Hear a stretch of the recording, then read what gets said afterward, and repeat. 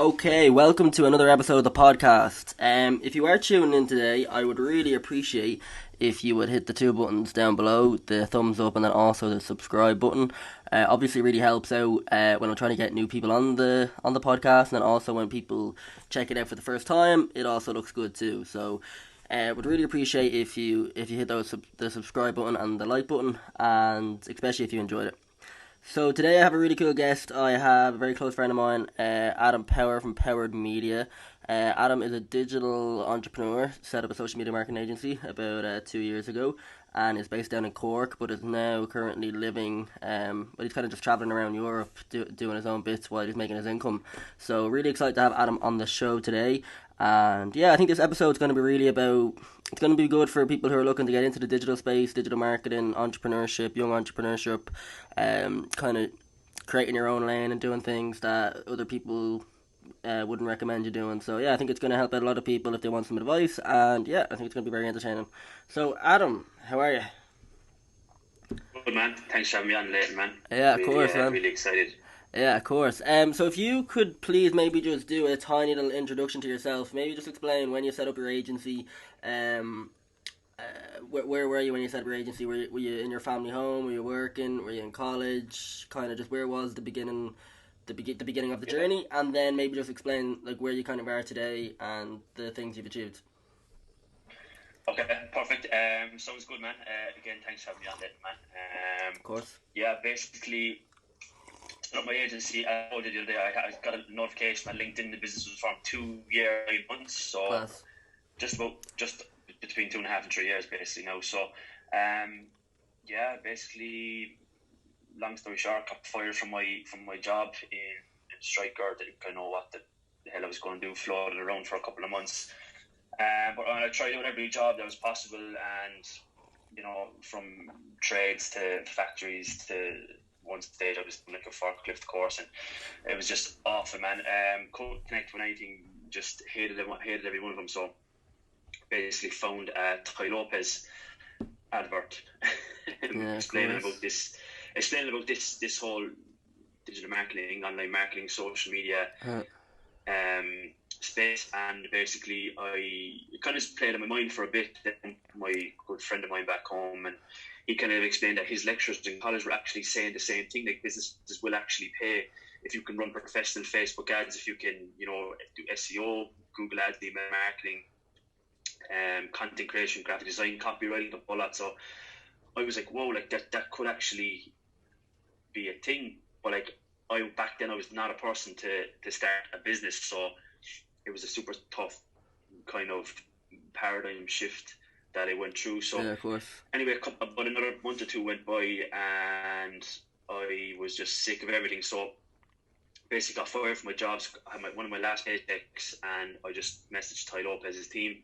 saying, give me that program Ty is talking about. And I just, at that second, I just made a decision, I'm going to go full speed at this. Wow. So basically bought a laptop for €150. Took like 15 minutes to come on. That's hilarious. And I actually bought a desk in. I knew a friend of mine who had a desk in his house that he didn't use. I was like, I'll give you 50 quid for that desk. Wow. So anyway, that was €1,000 for the program, and say 50 for the desk and 150 for the laptop. So €1,200 invested. Locked myself away in the room for 4 months. I done that program. It's a 4-month program. I done the program twice in 4 months. Wow. So I done it in 2 months. Back to the start, done it again. Yeah. And during that time, I was reading a couple of books and things like that. So yeah, I kind of built up my confidence, I suppose. Thinking Grow Rich really was the one that changed my life. Like that instilled the belief I can do it. And yeah, man, basically just after I had done the program twice, the confidence was up, and I did start networking. So I said to all my friends of my network at the time, look, I've learned this online marketing thing. I can bring customers into your employer's door. If you mention to your boss, your manager, get a meeting for me, you get 50% of the payment that comes through, whatever it was. So yeah, I got a couple of meetings, and one of my friends, Craig, he set me up with a local barber shop. And yeah, that was the first client. We killed it for them. They were client for about 13 months. And yeah, we did a great job. So my confidence is up then again. And yeah, man, just being kind of networking, doing everything I can, developing the services, building a team, building the company. And yeah, 2 years, 9 months on now. And yeah, got a 5-man team. We have just around 20 clients at this stage. So yeah, currently, as you said, I'm in Marbella at the moment, Porto. So yeah, currently around Europe, just for a couple of months. So Class, man. So we're that's yeah, and I know you've been traveling around. I've been checking out your Instagrams. Let's just circle back in terms of when you started your agency. I know you said like you had a few referral schemes going and stuff, but yeah. and I know you said you were focusing on the paradigm shift, and that's something I'm really big on too. Is just the whole idea of the mentality. But like, what did give you the kick up the arse to kind of just get started? Were you just because I know for me, I actually just saw all these other 18, 19 year olds, and they were making this money, and I was working in fucking Fantasia behind a bowling desk, and I was just frustrated. I was like, how the fuck is this dude making so much money, and I'm here slaving away Yeah. behind a bowling desk? So what was it that gave you the kick up the arse? I mean, was it just you wanted to move out of your house? Was it just you were jealous of other people making money? Were you just so sick of the job you had? Like, what was it that really just gave you the push that you needed? Um, well, so I always wanted to do big things. I just didn't know what the big What things to were. Like, do? I always wanted to. Like, I could never see myself in the corporate world, or like I never. It's not that I'm against it. I just couldn't find my little, career path in Yeah. there. So, but I could always see myself, traveling, like living a good lifestyle, being successful when I'm older. Mhm. And I could always see it, but I just didn't know what it was going to be. So one night, man, I was listening to Joe Rogan for about a month or two at this stage, and he was just talking on the podcast, and it was like a snippet of like Joe, say 40 minutes of Joe Rogan life advice and stuff like that. Oh yeah. And one thing just hit me, man. It was like, in order for all these things to happen in the future, you have to start today. Today. And I was like, and then I kind of just started looking at other successful people, like even artists like Eminem, 50 Cent, all the way to Yeah. That's cool. to Ty Lopez and Grant Cardone and things like that, and they all started when they all laid the foundation and planted the seeds when they were like 20 to 25 is when they started planting seeds. Very true. Yeah. No, that's where they are now. So it kind of just hit me like a ton of bricks. It was like, oh my god, for that to happen in the future, I need to do it. I need to do all these things now. That's cool. And that was kind of what made me make the decision to learn what I need to learn and change and do what I need to do. So yeah, man, that was Joe Rogan was a big that moment. Listening to Joe Rogan was a big wake up call. Yeah, that's pretty cool, man. Like I know even for myself, or even actually, I think everybody would see this, but even when you're doing kind of service businesses, it's the people you meet like last year or 2 years ago that'll see an idea, or they want to start an advertising campaign, and you're the first person they speak to. So like I know, like when I did the Ireland's Best Young Entrepreneur competition, there were so many people there that were setting up businesses and stuff, and obviously then they were only startups, so they didn't have like the extra cash or whatever to go ahead and to do my services and put a budget behind Facebook and Instagram. But you'll see after a year or after 2 years that they're coming over and they're like, hey, I'd actually love to try what you were talking about a couple of years ago. So it's just about like setting the foundations now, making the relationships now, and then in the future you see the connections, or you see the stars align, should I say, whether it's through relationships or whether it's through just business in general. And I mean, it's just compound interest, really, isn't it? It's just consistency over a long period of time, and just the snowball just keeps on getting bigger and bigger and bigger. 100%, man. So yeah, that's pretty interesting. That's kind of what insight that you were given. So just I suppose the first 3 to 6 months, I'd say the first 3 months are probably the most difficult for agency owners. So I know it's been a while now, but can you kind of take us back to the first 3 to 6 months of your agency, or of your life when you were setting up your agency? Like, did you go all in, or did you have another part-time job? How long was it taking you to get clients? And then I suppose, how long were you in before you kind of saw a nice bit of consistency and you were kind of getting a steady stream of cash flow coming in? I know for myself it was about fucking 8 months before I kind of got like a solid client base. So So just speak a bit about the kind of opening months of your agency and kind of the beginning of your new life. Yeah, my new life. When I started my agency, my initial goal was, because as I said, I tried all these 9 to 5. I was an electrician for a year. I worked in these factories. As I said, I had loads of jobs. Like I just had a new job every 6 months. Like I was just that guy for a couple of years. Basically, I saw, when I first saw this Ty Lopez thing, I was not thinking big at all. I was just saying, okay, I'm earning 28 or 30k in my job now. I was like, if I can just earn that from this, you'd be happy. I could retain my income, but have my freedom. And when I thought about that, that never entered my mind that was even possible before. Yeah. So my initial goal was to just do that. I did that within about 4 to 5 months, I think. But cool. The initial 3 months were super tough. Like, it was just fear of the unknown, fear of just being judged. I didn't tell nobody, basically, bar my mother and my father. I was living at home in my father's house, and I didn't tell anybody about my business venture until I had 3 or 4 clients maybe. And yeah, man, it was super tough at the start. I remember sending 500 emails a day for 5 days in a row. I sent 2,500 emails, and I got 15 replies. Wow. 15 replies, all saying no. So yeah, man, it was a super tough time. But I just got up every day, and Grant Cardone taught me you can just, you're successful once you show up. So I just showed up every day and got one little break, another little break, and I replaced my initial income, which was my initial goal, within about 5 months, I think, 5 or 6 months maybe. Yeah. But yeah, the first 3 months were super tough. But there's just no way around it. If you want to change, you have to go through that growth phase. And when you look back at it, it's it was the best thing you could ever do, But you just gotta be heavy on self-development, daily routines. Yeah. Repeatedly putting information into your brain that will give you confidence. I was just at night time I would watch about Michael Jordan and stuff like that, where he got kicked from his basketball team in high school, and then he was the greatest basketballer to ever live.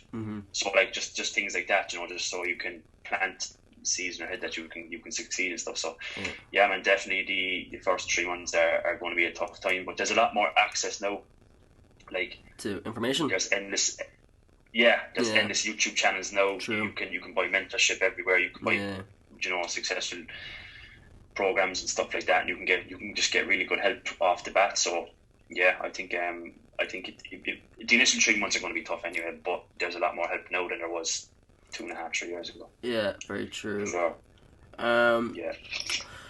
yeah, I mean, it's the most amazing feeling ever, and I know you're doing a lot better now, but when you just hit that target of just replacing your income just completely by yourself, it's just mad. I remember when I was on my J1, and obviously when you're on a J1 you're on a budget, so it's not like I was flaunting the cash around, but I was on my J1 in California with my mate Aaron Rock, and when I was over there I just realised how not expensive it was to actually just live a lifestyle over there. You could perfectly rent somewhere, enjoy the beach, go get your food for $2,000 a month, and and that's what I think I was making my $1,600 a month working in Legoland. But I just had a few extra quid savings as well, so there you go. So I was just saying that it's just when you replace your income, it's the most magical thing. But was that just your initial goal? Yeah. That was my initial goal, man. I was saying if I can just, because when I was working in the factory, I think if I was on 2,100 a month or something like that. Yeah. And Ty, in Ty's program, he's charge these businesses 1,000. So I'm if I get 2 or 3, I've replaced my income. Yeah. So I was if I learn all these skills and provide this really good service, then I can actually, I just saw myself doing it. And me and you say it all the time. It's when you do it, it's it's a whole entire different experience of life. Yeah, that's what I was gonna say. Sorry, I was on a train of thought there for a second, and then when you cut your camera off, I just got distracted. But I actually remember what I was gonna say. I was actually gonna say that Sometimes it's not about how much money you make, but how much time you have. And when you're doing these nine to Yeah, man. five, you've no time to yourself. And then you really do. Like, I mean, it's hard to tell someone who's after working Monday to Friday, 9 to 5, to go put in the ground on a Saturday and a Sunday or in the evenings because you're fucking knackered. But Yeah, like if sometimes you just want your income, the same amount of income that you had, but you just want more time to yourself. You just want to be able yeah, to go. You don't want to be able. You want to be able to go on holidays, or you want to be able to travel. You don't want to have to be told what to do all the time by your boss. So it is just about having that freedom, and sometimes you don't need a lot of money to do that. You can't just yeah, do it with an average income, but it is just the time that's all you want.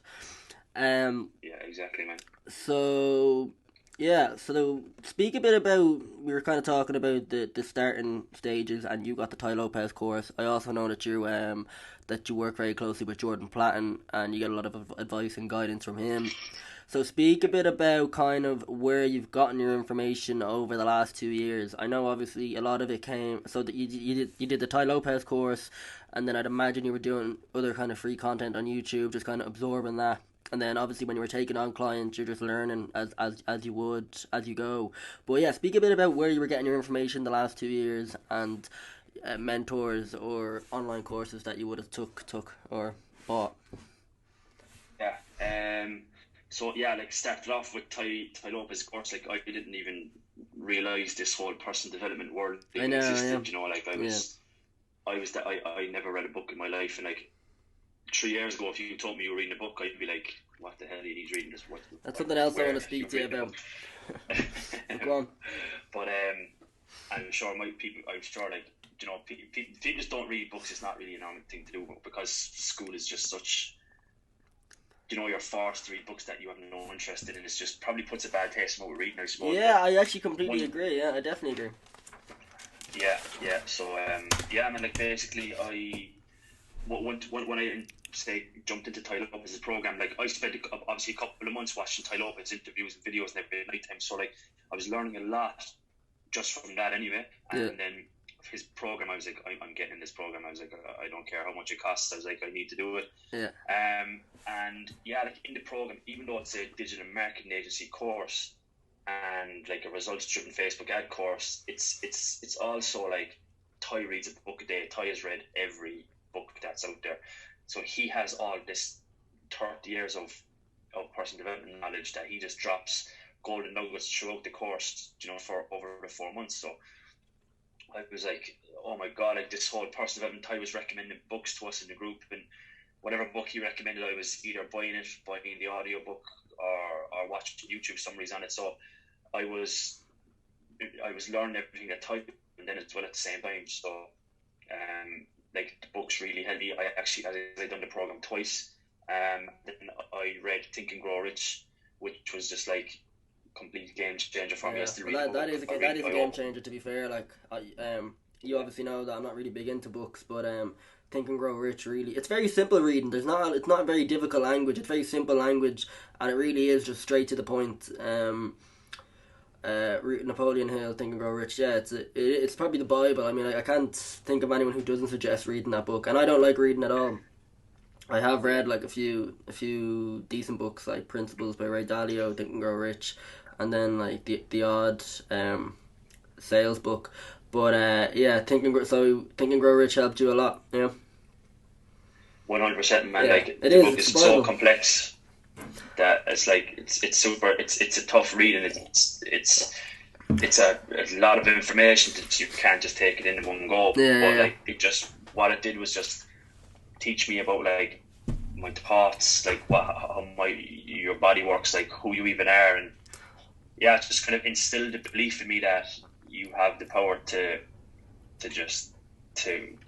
reach a goal that you didn't previously think you could. Yeah, So that book was a huge help. And then with that book, I was watching YouTube videos and came across Bob Proctor, and I yeah, talk about Bob Proctor to everybody. It's yeah, good. yeah, Um, and yeah, like I'm in Bob Proctor's coaching program, which is a 6 month program that cool. I'm about to renew now for my third time. Okay. Um, And what does that involve? Does that involve like monthly seminars, or what is it like? Or like So what? it's a 12-step video program, Uh but at the start of the program, you set goals with your Bob Proctor consultant. So, right. I get you. um, Cool. and then throughout the program, you work towards achieving them goals over 6 months. Right. Form your daily routines, your image of yourself you need, Yeah. your knowing doing gap, which is a huge one. Like your knowing doing, everybody knows how to lose weight, but their goal is to lose weight, but they don't really do it. So So fucking you have a true. Yeah. knowing and a doing gap. You have to close the knowing and doing gap, and then your habits will come in to make it happen. So, like basically all these lessons, they're just absolute life changing lessons, every single one of them. So, um, so I'm heavily in self development. Like I read 5 to 10 pages every morning minimum. Cool. I try to read 2 books a month. Cool. And yeah, it's super important in my opinion to read. But yeah, I mean, like other programs, I would just read books. I watched a lot of the usual Grant Cardone, etc. Yeah. I just before back in December, or it could have been January actually, I invested in Jordan Platten's program. Okay. Just resonated quite well with Jordan from watching his YouTube videos. Yeah, he's very just normal, isn't he? Yeah, he's a just a normal good bloke. dude, man. So no, he's a good friend of mine. Yeah. And yeah, like I just said his program came out, and I was like, look, this seems to be what I need to get to the next step, because I was getting like crazy results for e-commerce clients, and he is an e-commerce agency, so I invested into that program, and yeah, man, it paid off really well. I've recently done an interview with Jordan on his YouTube channel, as one of his top students. So yeah, it's Jordan's program has really, really helped me a lot. But like I'm always investing. I'm just looking at a program yesterday with a web developer that we might invest in together. So yeah, man, I'm always looking at the programs. It's the only way forward. Like you have to just keep getting better. Our practices, you have to just keep getting better and better at what you're doing. So Yeah. it's the only way to do it, man. Yeah, no, I 100% agree. Obviously, when doing it, I was gonna say that like 80% of it is mental, just being high, especially when you're young, you're fucking 18 to 22, setting up one of these. 80% of it is mental, and just being able to say, look, like I'm definitely able to go in and have a conversation with this business owner on why I can improve their business, or why I can bring them in revenue. But there is that element of, you do need to know what you're doing, and you do need to actually be able to create these strategies. You need to know how to retarget. You need to know how to A, B, C, D, E, F, G. But what? So I was going to ask you how. I know you kind of do step away from. You have your account managers, and they kind of look after the accounts for you. But I do know that you're an extremely intelligent strategist. We've worked on campaigns before, and you've shared some strategies with me. So I'm just wondering, how do you keep up to date with the new strategies? I know you work a lot in the e-commerce sector, so there's obviously so many different strategies that you can do. But do you do courses in them, or are you just a part of a network now that you just kind of, you're always being fed this information through Facebook groups and your friends? I know we talk about strategies a lot. Or what other way, or is it just kind of trial and error kind of job? You just try out things that you like, and then you see if they work or not. So yeah, just on I know you've kind of covered the mindset side of things, but in terms of actual digital skills, are you still involved in your agency, or are you outsourcing it? And how are you kind of getting the new information and the new strategies? Yeah, well, with the new strategies, so like a couple of ways. Like I'm in a couple of like groups I'm in a WhatsApp group with 7 people now at this stage. Right. There's a million a month of ad spend going through Okay, that right, group cool, alone. So deadly. we're all over everything there. How did you find that one? Was that given through one of the mentor courses, or was that just found randomly, or? It kind of kicked off with just 2 or 3 of us, and then No way. one guy was networking with one other guy, and he was like, "Oh, this guy is killing it, this industry or this kind of product, and Class. let's add him into the group." And yeah, there's like 6 or 7 of us now, all Ireland, UK, from it actually. To be honest, one person. But yeah, it's we're on top of everything in there. We're in all my. I'm in a ton of Facebook groups. I check daily. We just hired. So I've hired a data analyst for Q4. Okay. So he basically goes through like all client accounts every second Sunday. All right. So go through the data, like, to like a high degree, and then looks at like the trends in online and where the data is going today, from Google ads to Instagram ads to Facebook ads to everything in between. Over the past 3 to 4 months, we've really honed in on becoming an omnipresent agency, because we want our clients to do so well.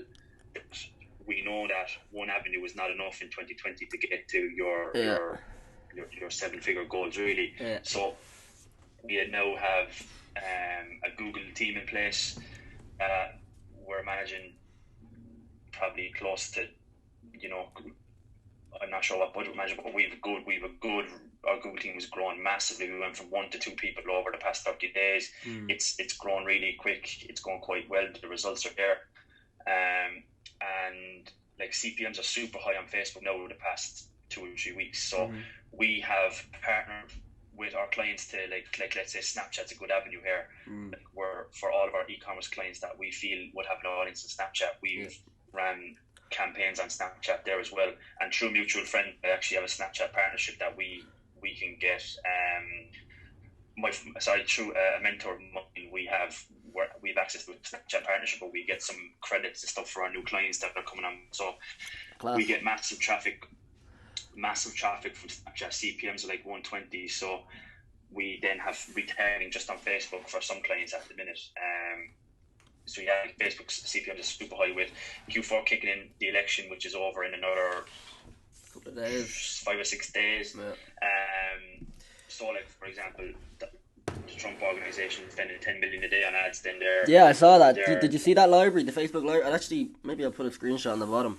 But there's actually this. You can go onto Facebook and you can see how much each campaign is spending. I actually showed it to a few lads there last week. Yeah. But sorry, continue. Omnipresent, every platform. Yeah, so omnipresence. We just hired a new contractor who is actually, again, like what me and ourselves spoke about lately. There's such a good opportunity. This is a bit off topic. Such a good opportunity today for people to become like a one-man band consultant. Whereas I know some guys in the US who like live in a city and they're consulting for, say, 10 restaurants, getting $800 USD a pop, it's $8K a month, it's $100K a year, just a consultant for 8 restaurants. So yeah, man, like there's a huge opportunity for consultants, but this one consultant that we just hired is an email specialist. So all of our e-commerce clients now who have lists, from our new clients who have maybe 2,000 people on the list all the way to 5,000 on the list, we've email campaigns now in place for all of our clients, because we know it's another avenue, and we're just constantly looking for avenues to grow our clients. And that's why we come on board as partners to grow the business of our clients, not just run ads and touch base once a month. We're partnering, researching the market. What can we do? So yeah, we're focusing on the omnipresence. So we have like an email marketing strategist in place. We have our myself. I work very closely with our media buyers. Like we work together on the.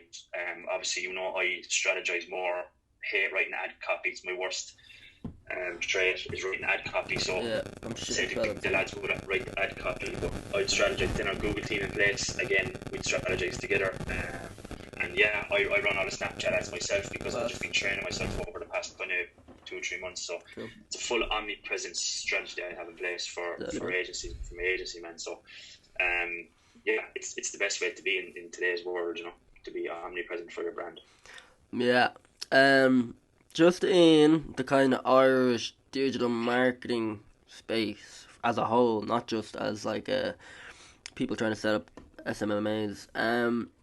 What do you think about the whole? I know you are an agency at the moment, but I just feel like it's a lot more different than one of these kind of agencies that are in like Dublin and these big corporate offices with teams of like 20 to 35 people, with like a content team and then a fucking paid ad team and then a Google team or whatever.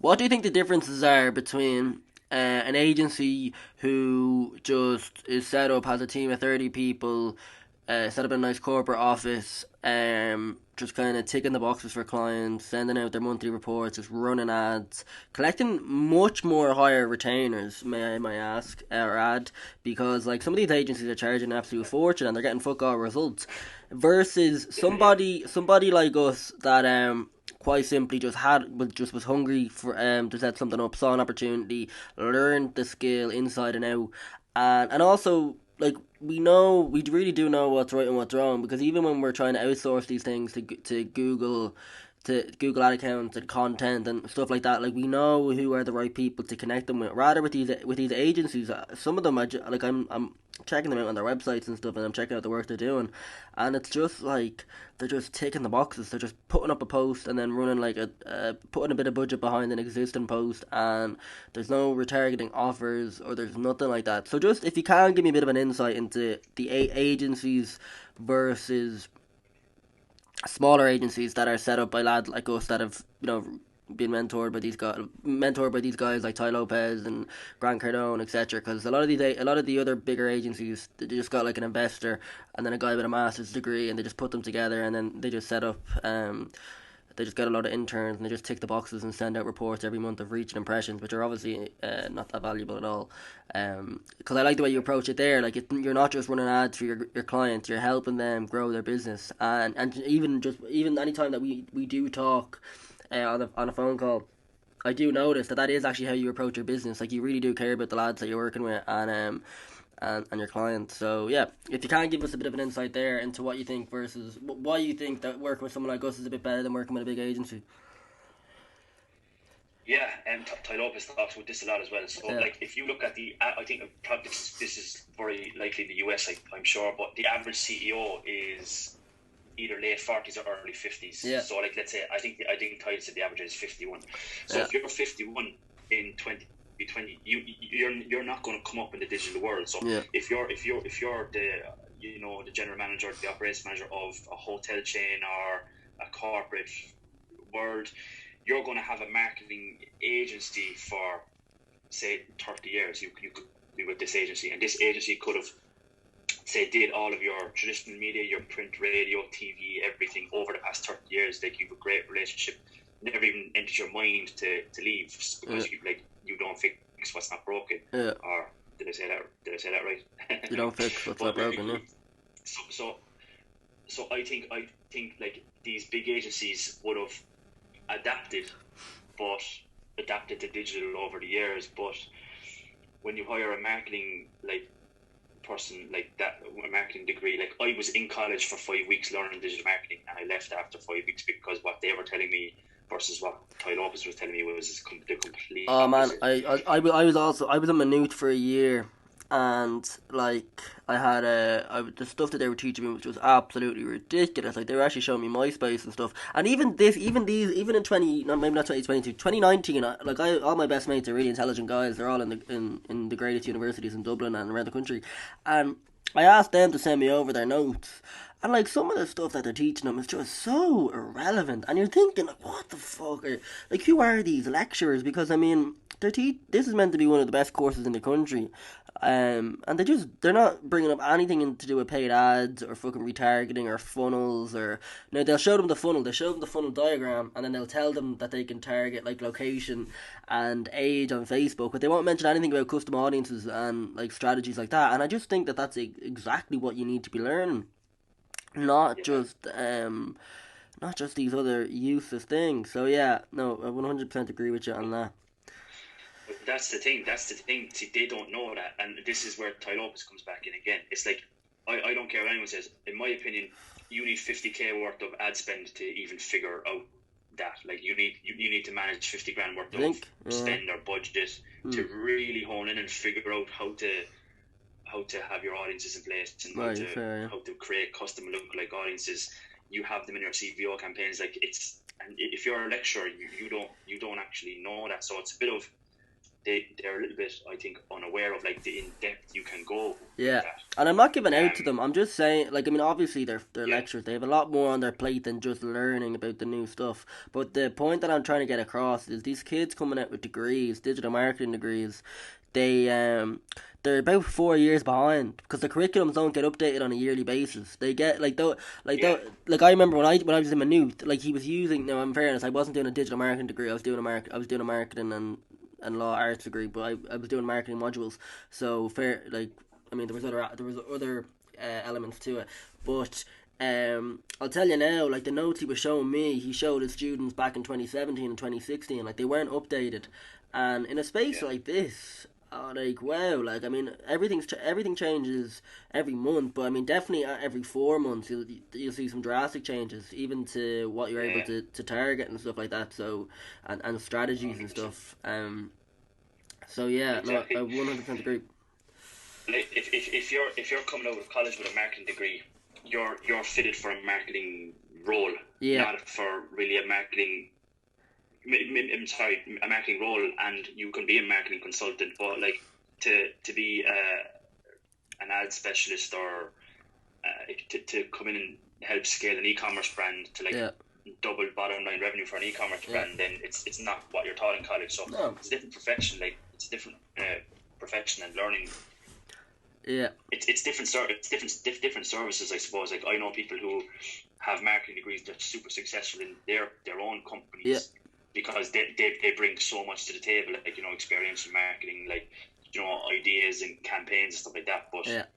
it's such a different ball game if you're focused on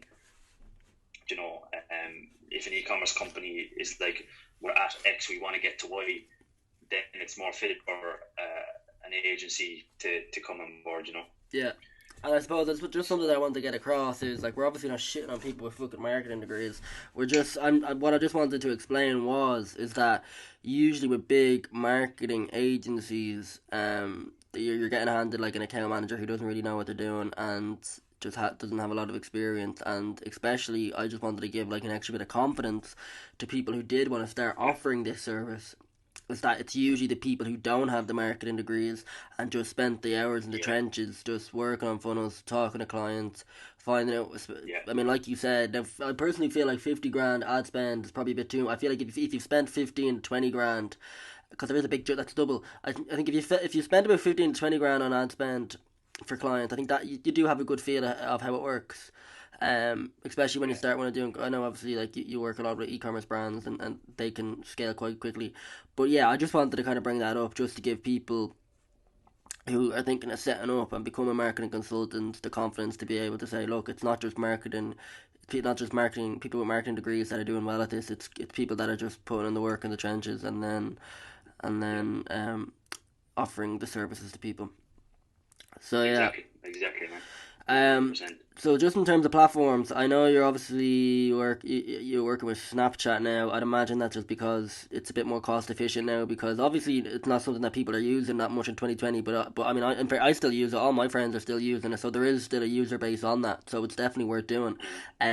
What kind of where are you with platforms in Q4 of 2020? Is it still Facebook and Instagram as your priority? And then are you interesting that you brought up email marketing? It's not. It's something that didn't doesn't really get a lot of love anymore. But there is obviously a time and a place for it. So yeah, just speak a bit about the platforms you're using in 2020. What I suppose if you can kind of give us an idea of what way you're splitting it up. Like if you're given a 3 grand a month budget, what way would you split that up for a client? Would you go half Facebook and Instagram and then half on Snapchat, or what way would it work?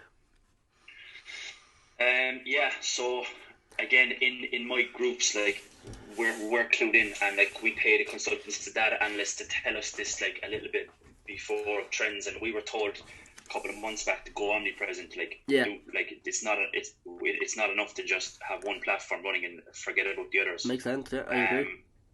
Especially because we So have when access to all these tracking pixels and Google Analytics, where you can't. yeah, But like if some like the algorithms can track email addresses and users, so somebody on Facebook or Instagram can be tracked through Google Display, or I'd imagine it's yeah. quite similar to Snapchat if it probably tracks the iOS device or something. So, yeah, the whole omnipresent thing makes perfect sense. Yeah, 100%, man. So, like, basically, when a client comes on board, no, yeah, I say I used to 6 months ago. I would have said you need to give us 5 grand this month. We're going to spend it on Facebook ads. mm, We need 5k budget to spend on ads, and that's what we're going to do. yeah, Whereas now, I send across the information. I'm like, what's your I send across your like customer avatar. I figure out who the customer is, and then I take a look at the platforms. Then, and I'm like, okay, if it's a furniture store, it might take a little less Snapchat budget, but it mm, might take a little more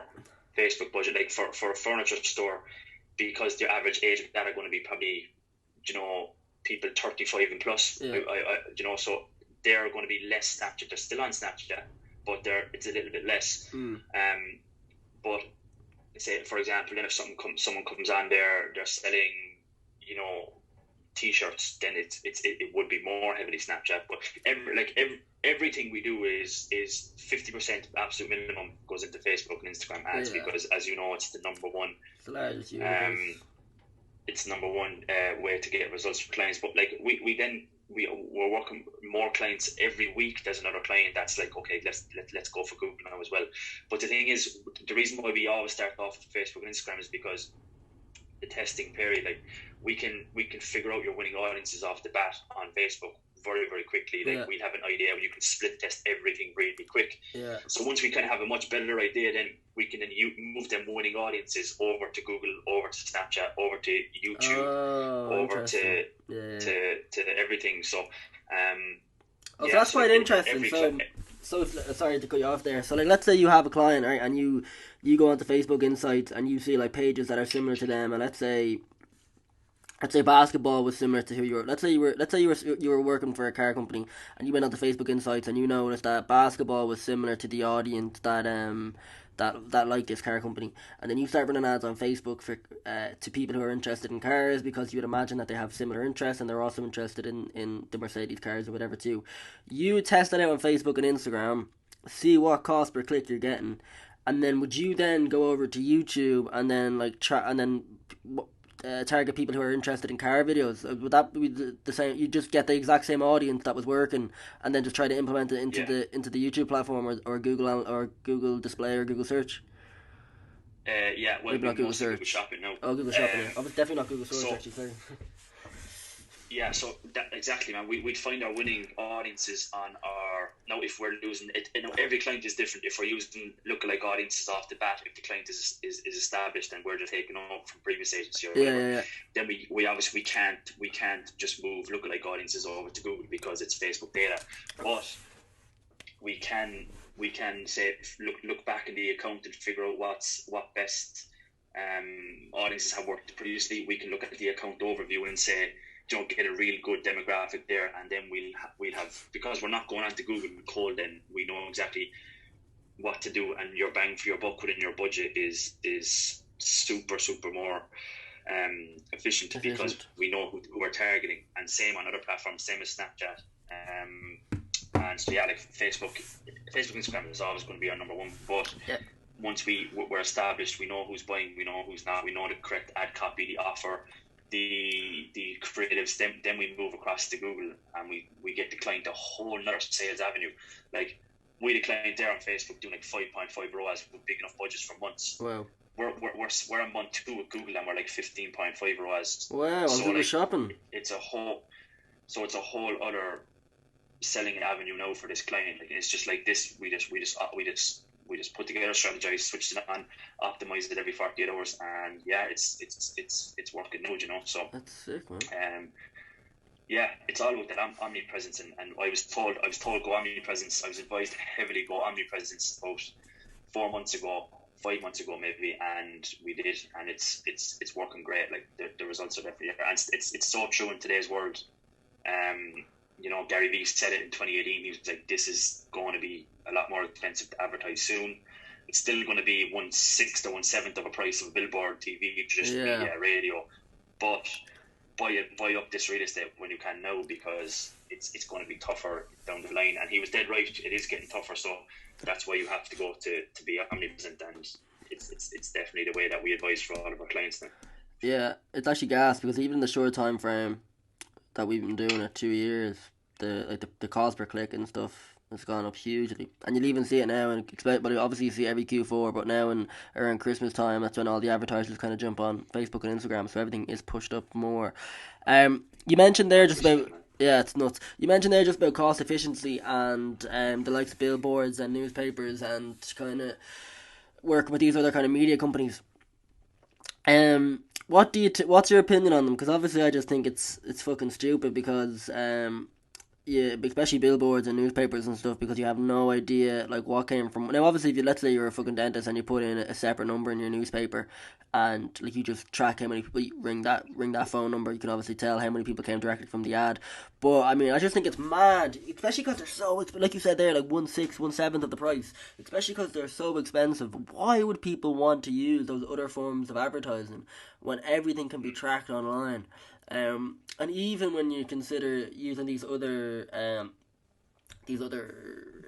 blog or websites and stuff, and if these other media companies like journalists and their websites like Joe.ie and etc. Like they're just so expensive, and the information that they report back to you is just a load of shite. It's just all reaching impressions, and there's never any kind of direct correlation to the genuine results that you're going to get in your business. So yeah, just speak a bit about that. Do you think there is a time and a place for it? I mean, what is your opinion on it?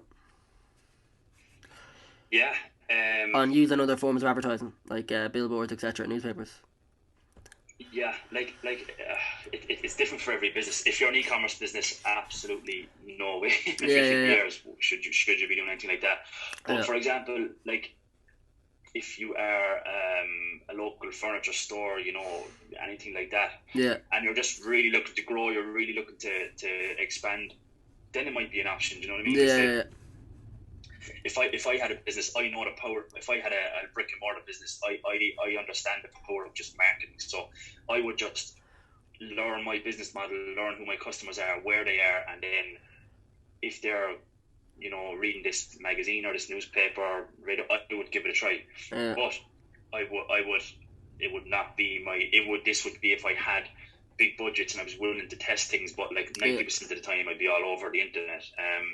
Yeah, it kind of helps out with that omnipresent thing that you were speaking about. Like, if somebody sees it in the newspaper, and then they also see it on Facebook and Instagram, and then they also see it in the local, in Meath, we have the Meath Coaster or whatever, the local kind of newsletter.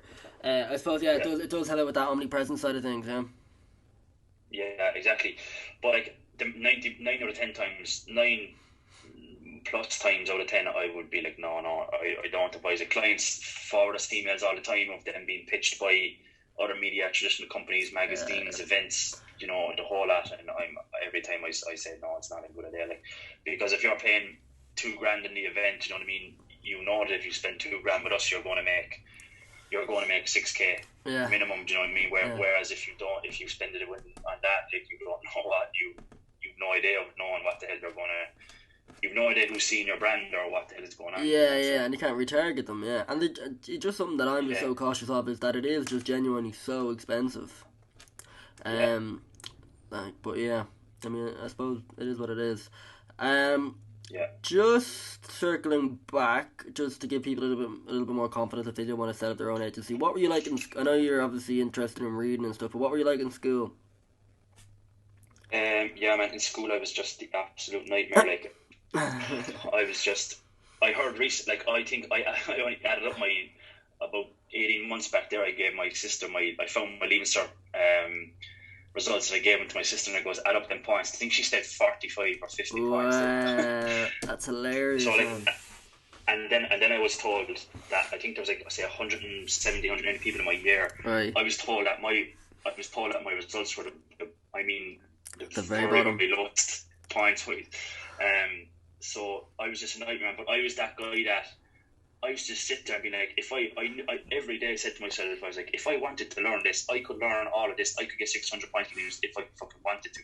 I don't fucking want to. Yeah. I was like, I don't have enough willpower to put in my mind into something that I have absolutely no interest in every single day to get an outcome that I don't even want in the long term. Yeah. So I was just a nightmare in school, man. I was that. You know, my teachers used to call my parents all the time. I mean, look, Adam is so intelligent, like, he has all his potential, but he just will not do what we tell him to do. And they're like, my parents, like, we know, like, we say the same thing to him every day. But like, I think they both knew in the back of my mind, Adam is so intelligent. He has all this potential. He'll figure it out. Yeah. You know, I gave my mother a very hard time in school, but I think she always knew in the back of her mind, he will figure it out, because my mother and her friends used to say, oh, I give Adam a tenner, he comes back with 50, he gives me back the tenner, and he has 40 in his pocket. Like, you know, when I was a kid, like, I used to just do, you know, just like, I don't know, cut grass or kind of things like Yeah, that, I used to So sell like I sweets in think school. they always knew that I'd figure it out. But in school, man, I had 45 points for leaving cert. I was an absolute nightmare. Yeah. I was in school. I just hated going, man. I couldn't bring myself to go.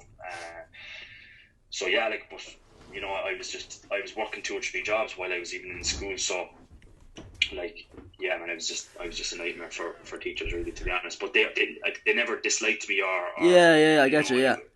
No, I'm the they were just same, like man.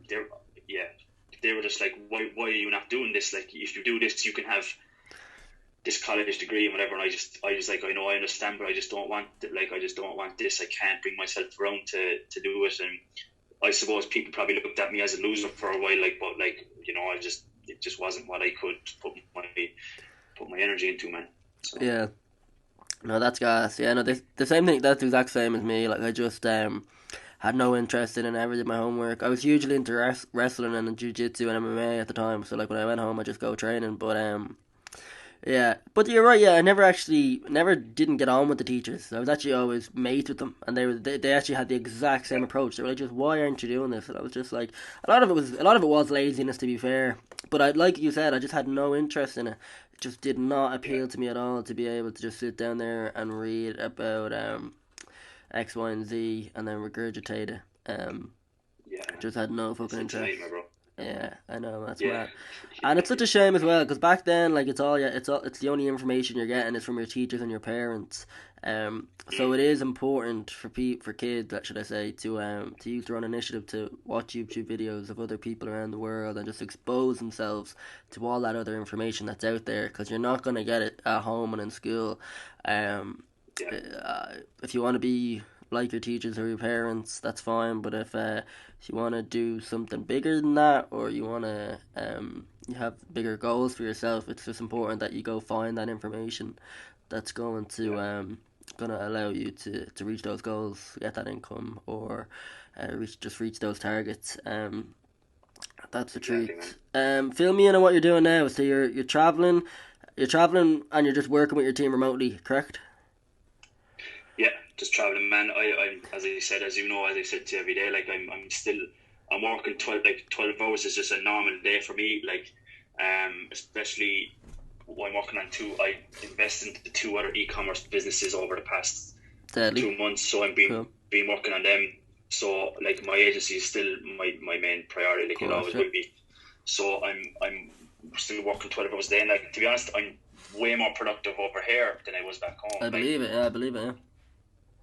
over here, like you go for a walk on the beach, you go for lunch, come back, and And you left a you're lot back to back work. home, because I mean you had like a nice little sturdy business. You were living in your dream apartment, so like it took a bit of a kick up the arse to just say fuck it, I'll go. But thinking about that now, I do remember the phone call we had, and I was going. I already had the trip booked to Paris, but I remember you Yeah, saying, "Do you know what, like this is why I started. Like I started this because I wanted to be able to have the time to myself to be able to just fucking pick my bags and just go and work from a yeah, laptop in wherever you were, in Madrid or Marbella now. So yeah, I'm really happy that you are just living those dreams that you kind of set for yourself, and you are working remotely, and everything's still going 100% for you, even though you are traveling. Obviously, I know you yeah, work a lot with e-commerce businesses, and a lot of them are doing extremely well with COVID. Um, so yeah, no, it's class that like that is what you kind of, because you had your dream apartment, you were living in Cork, you had a cool agency going, but you just said fuck it, I yeah. just want to go and just see a bit more of the world.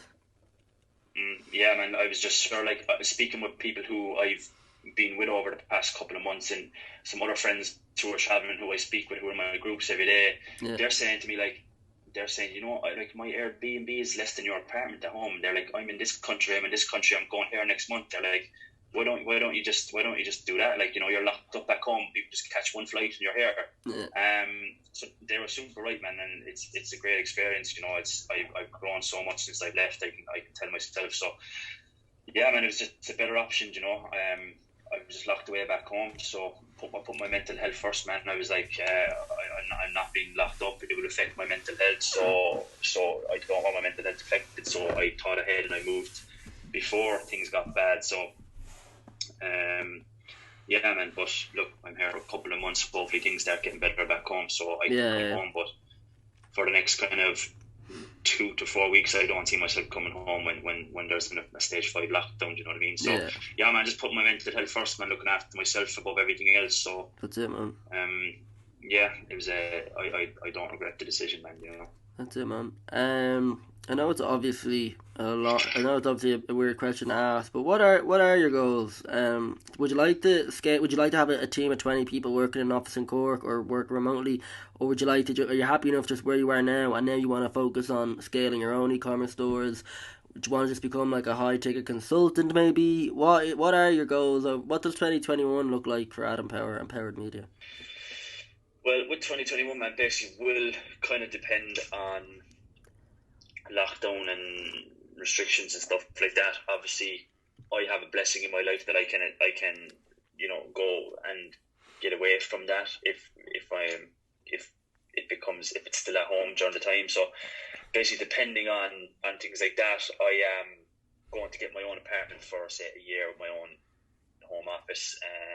I can see the whole in-house team down the line, but you can see that, yeah. Sorry. You do think that you'd like to get an office and have like a team of 20 people, yeah?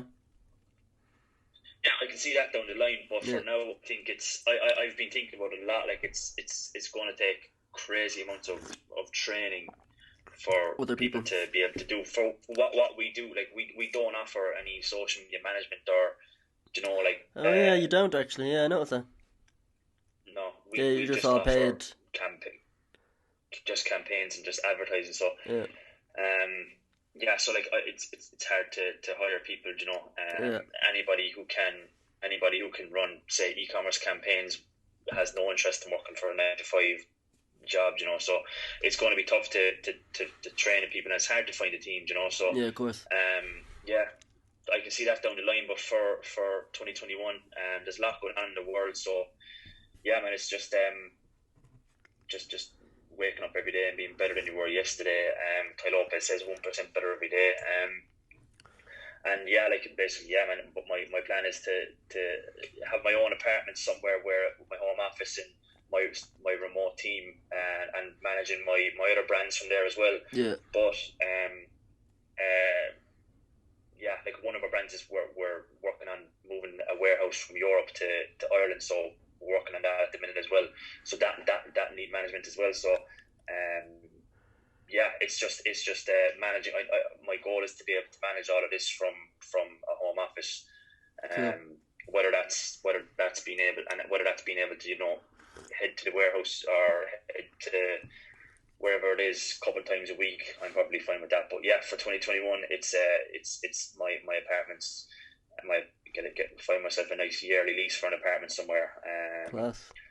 But looking at London, looking at Birmingham, Dubai, kind of thing. So I it will depend on what's going on in the world at the current time, Yeah, that's amazing. So do you plan on coming back to Ireland? I know you told me on the phone there you were planning on coming back to Ireland for Christmas anyway, and then you're gonna stay for a while, or no, you're just gonna go straight back out? Well, I was planning on coming back to Ireland. I was planning on coming back to Ireland like 2 weeks back. All right. But like I can't come home to stage 5 lockdown. Do you know what I mean? So yeah, when I have the opportunity, as I said, I might as well stay away. So and I have great friends here in Marbella. Like I've met some great people. I have a good routine. So yeah, just staying here for another kind of little bit. But yeah, I'll be back in Ireland 100% for the month of December. Get my 2 week isolation out of the way, and yeah, enjoy Christmas and stuff, man. Then see what my 2021 plans are then. Yeah, I know you were looking at going to Bali back in August.